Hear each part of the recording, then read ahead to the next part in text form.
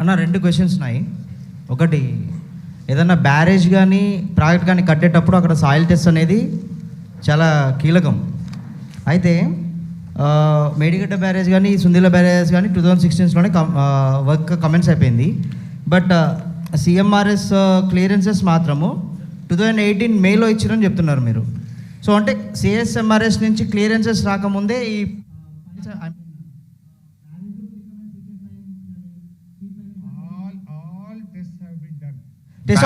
చెప్తాయి.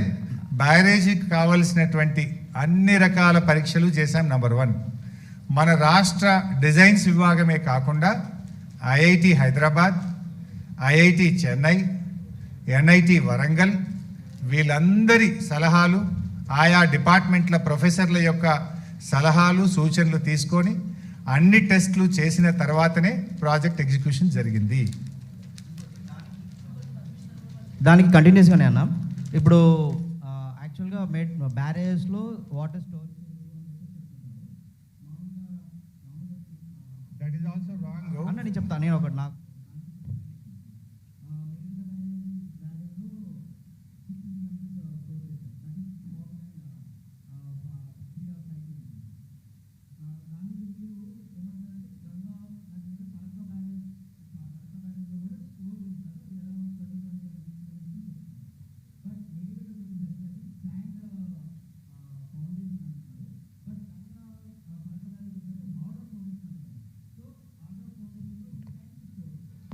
But it's not just Farakka barrage.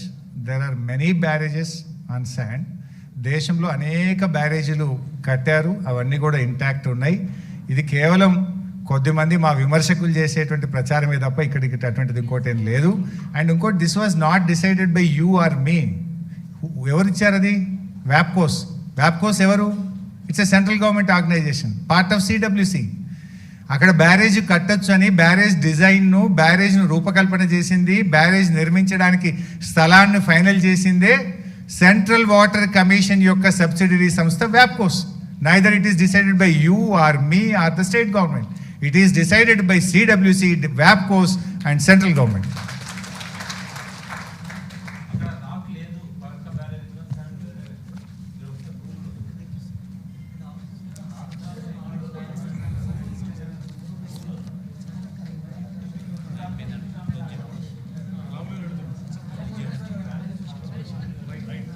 So మిత్రులారా, ముగిద్దాం. ఎట్లా రేపు ఆడ చెప్తాం కదా కమిషన్ ముందు, వాళ్ళకు ఉండే డౌట్స్ అన్ని కూడా క్లారిఫై చేస్తాం. Thank you very much. జై తెలంగాణ.